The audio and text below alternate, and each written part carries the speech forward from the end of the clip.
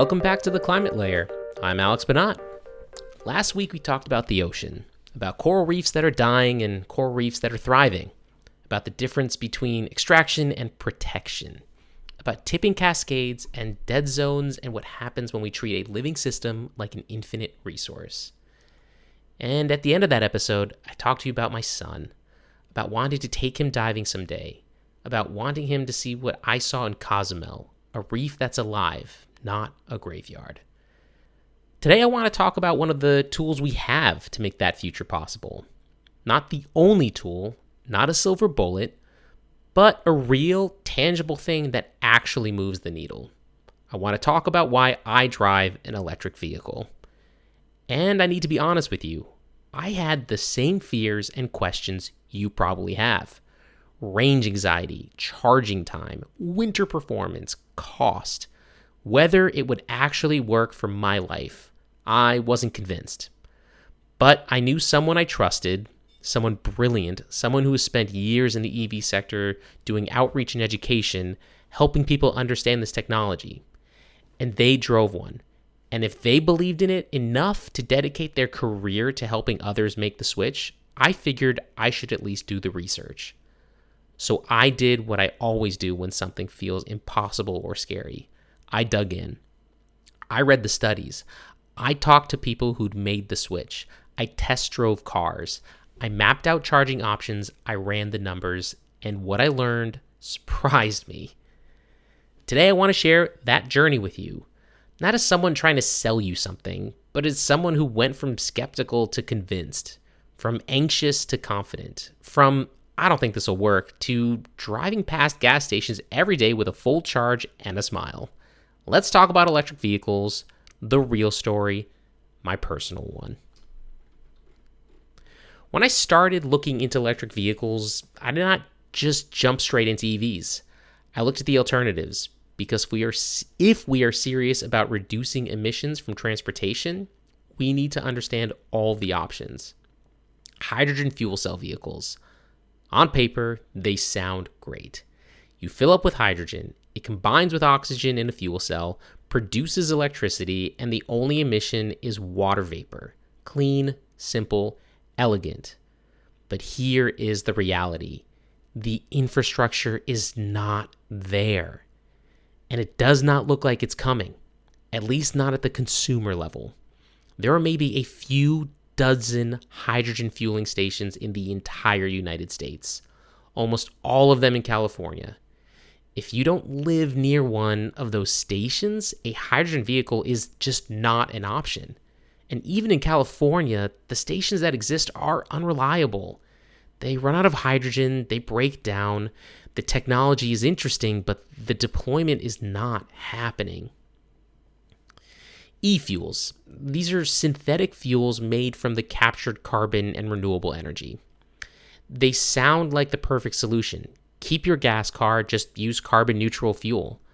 But e-fuels do not exist at commercial scale yet. They are incredibly energy intensive to produce.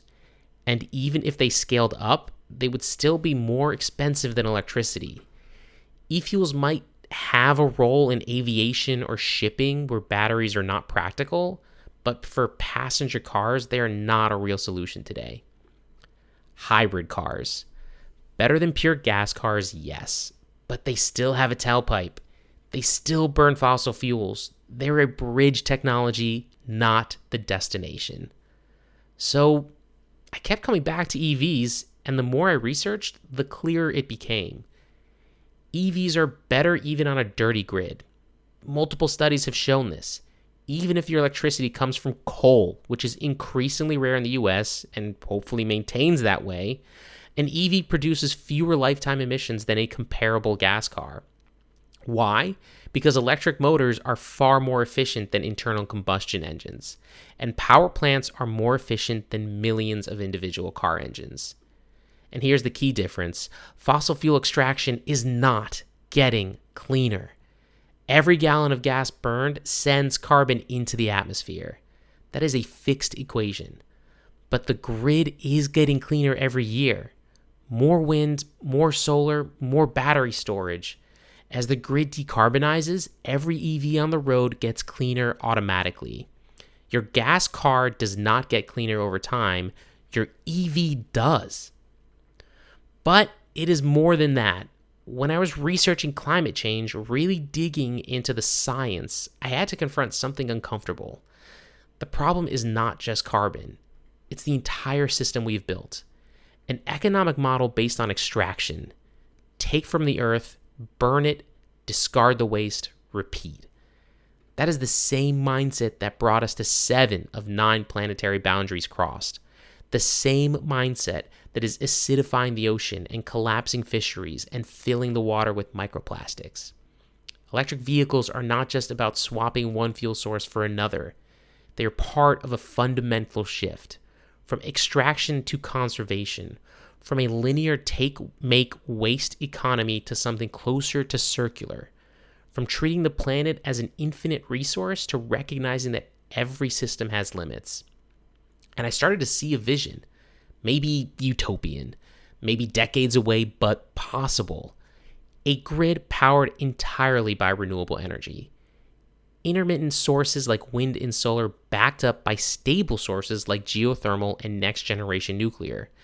Battery storage to smooth out the variability.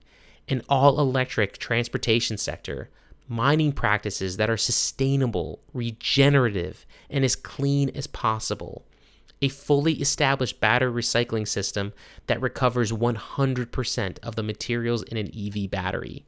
And before recycling, those batteries get a second life, either as a stationary grid storage or refurbished for another vehicle. In that world, an EV is not just low carbon. It is part of a closed-loop system. That is the goal. That is what we are building toward. We're not there yet. Not even close.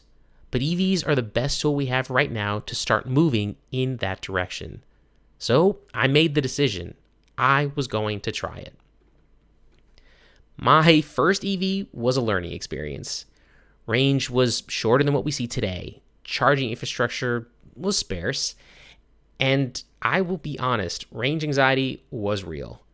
I planned every trip. I knew where every charger was. I checked the battery constantly.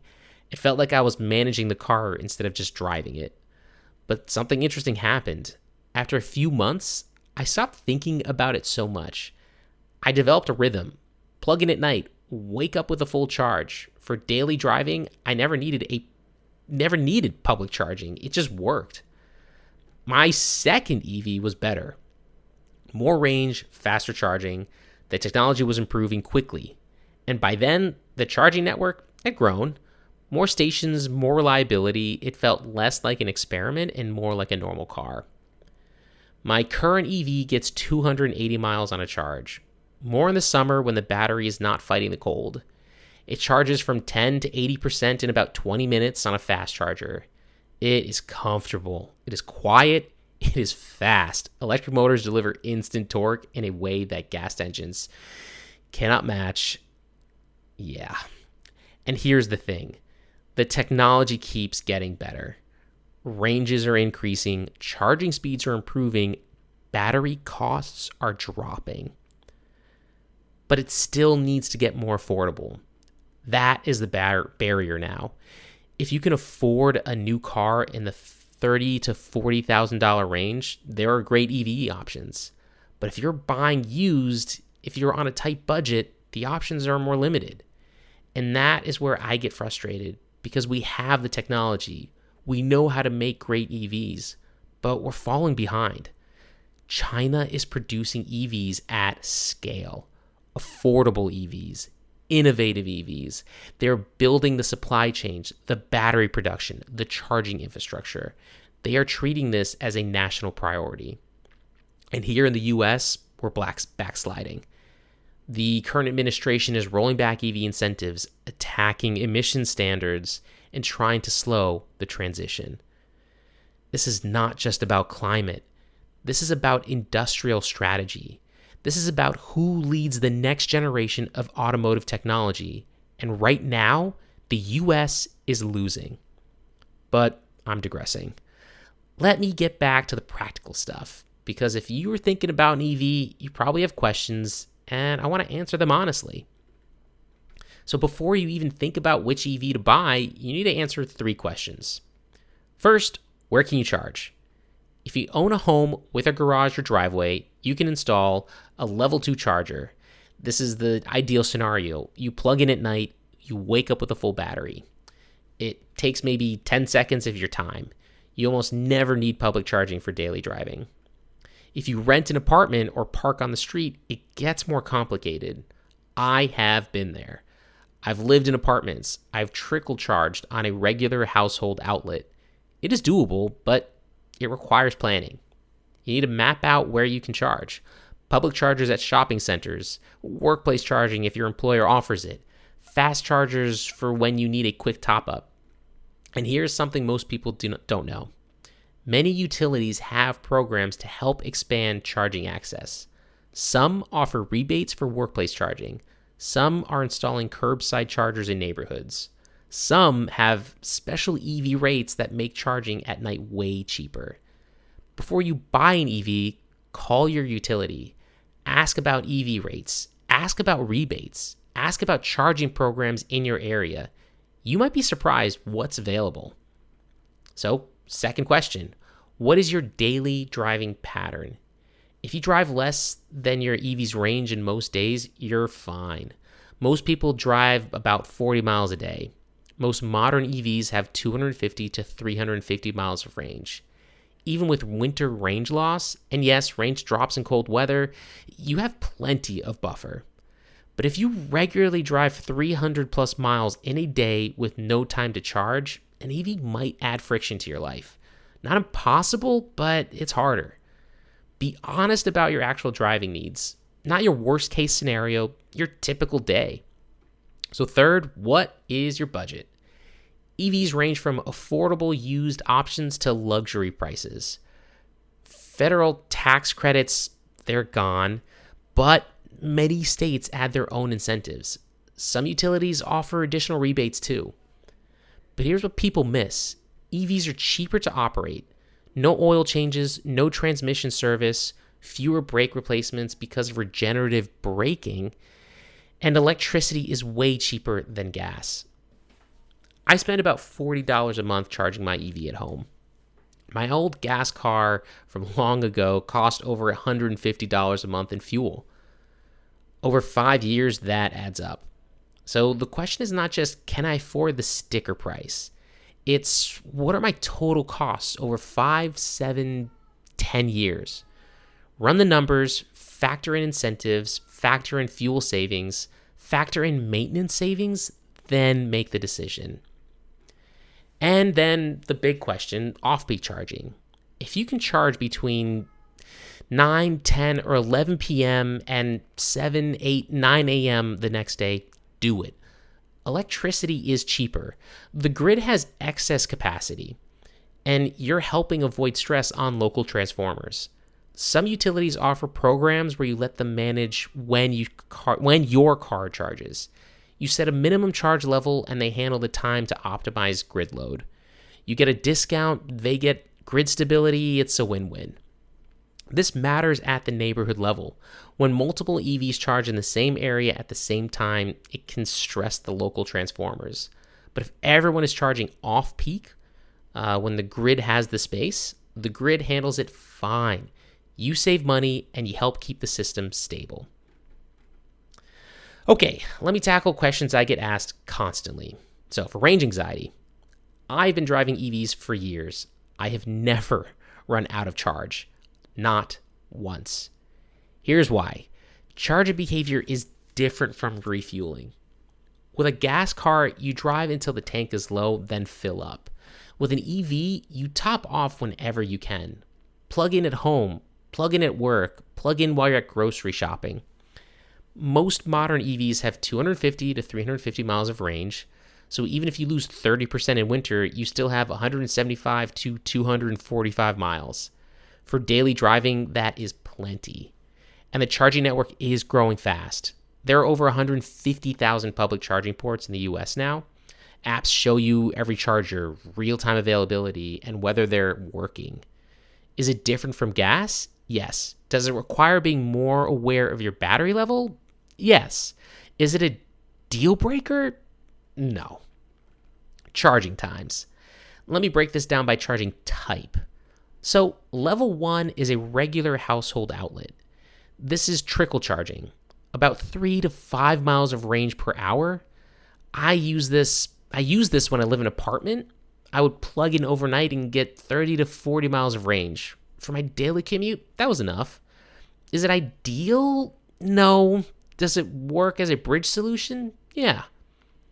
Level 2 is a 240 volt charger, the kind you install at home or find at public charging stations. So that's about 25 to 30 miles of range per hour.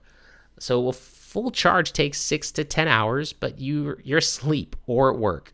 It takes 10 seconds to plug it in. DC fast charging is for road trips and emergencies. You can go from 20% to 80% in 20 to 40 minutes. Is that longer than filling a gas tank? Yeah, but but it is also a built-in break to stretch, grab coffee, use the bathroom, grab lunch. The key mental shift is this. You're not filling up your EV like a gas car. You're topping it off opportunistically. You're adding range while you're doing other things. So, winter performance. Yes, cold weather reduces range. Typically 20 to 40% depending on how cold and how much you use the heater in your car. So why? Batteries are less efficient in extreme cold, and heating the cabin uses battery power. The same is true for gas cars. Efficiency in the cold goes down. But if your daily drive is 50 miles and your EV has 300 miles of range, even a 40% winter hit still gives you 180 miles of range, and that is very unlikely. You are fine. And there are tricks. Precondition the car while it's still plugged in. Warm it up before you leave so you're not using battery power for heat. Use heated seats and steering wheels instead of blasting the cabin to heat it. They use way less energy. Or look for cars that have heat pump technology that help conserve heat and manage it very efficiently. I drive an EV in New England winters. It works. Road trips. Yes, you can take road trips in an EV. I've done it multiple times. It requires more planning than a gas car. You need to map out charging stops. You need to factor in charging time. There are route planning tools that do this automatically. Is it more work than a gas road trip? Initially, yes. But once you do it once or twice, it becomes routine. And the charging stops become part of the trip. You stretch, you grab food, you take a break. You're not just sitting in the car for 6 hours straight. Is it for everyone? Maybe not yet, but for most road trips, vacations, family visits, it's totally doable. Cost. Upfront, EVs can be more expensive than comparable gas cars. But factor in incentives, factor in fuel savings, factor in maintenance savings. If you're relying mostly on public fast charging, your costs will be closer to gas prices. But if you can charge at home with off-peak rates, you will save a lot. And in current times, gas cars, if the last stat I saw, the average car in the US, not an EV, but the average car, cost over $51,000. Run the numbers for your situation. Don't just look at the sticker price. So I want to zoom out for a moment because this is not just about personal choices. When I drive past a gas station with a full charge, it's not just convenient. It's a small act of refusing to participate in the extraction economy. Every gallon of gas burned sends carbon into the atmosphere. Every gallon drilled requires fracking or offshore rigs or tar sands extraction. Every gallon refined produces toxic waste. Every gallon transported risked spills and leaks. An EV is not perfect. Mining lithium and cobalt has environmental and social costs. Battery production requires energy. Electricity generation still relies partly on fossil fuels. But the trajectory is different. Gas cars are locked into fossil fuels. EVs improve as the grid gets cleaner, and we're making progress. Wind and solar are the cheapest sources of new electricity in most of the world. Battery storage is scaling up. The infrastructure is being built. This is not just about climate. It is about air quality. It's about reducing asthma rates in communities near highways. It's about not shipping billions of dollars overseas to buy oil. It's about building the industries and supply chains and jobs of the future. And right now, as we said before, China is winning that race. They're producing EVs at scale. They're building batteries. They're exporting technology. And what are we doing? Rolling back emission standards, attacking EV incentives, pretending we can stay in the fossil fuel era forever. This is frustrating because we have the technology, we have the talent, we have the resources. What we lack is the political will. But here's the thing. Political will follows public demand, and public demand follows adoption. Every person who switches to an EV signals to automakers, to policymakers, to utilities that this is the future. So yes, your individual choices matter. Not because your single car is going to solve climate change, but because millions of individual choices create the market pressure that drives systemic change. So I am not here to tell you you have to buy an EV. I'm not here to shame anyone for driving a gas car. I get it. Not everyone is in a position to make the switch. Not everyone has access to charging. Not everyone can afford it yet. But if you're curious, if you're thinking about it, if you're wondering whether it could work for your life, I want you to have real information. Not myths, not misinformation, not outdated assumptions from 2015. The technology has improved dramatically. The infrastructure is growing. The costs are coming down. And the benefits, financial, environmental, practical, they're real. Do your research. Talk to people who have made the switch. Test drive a few models. Map out your charging options. Run the numbers and make the decision that works for your life. And if you decide to make the switch, welcome. If you decide to wait, that's okay too. But at least you'll be making the choices with real information. In the next episode, we're shifting gears. We're going to talk about the climate technologies that are scaling right now. The innovators who are building the future, whether politicians are paying attention or not. Long-duration energy storage, green hydrogen, direct air capture, offshore wind. The solutions are real. The momentum is building. And I want you to see and hear what is possible. Until then, keep asking good questions. Keep doing the research. And if you have EV questions I didn't cover today, send them my way.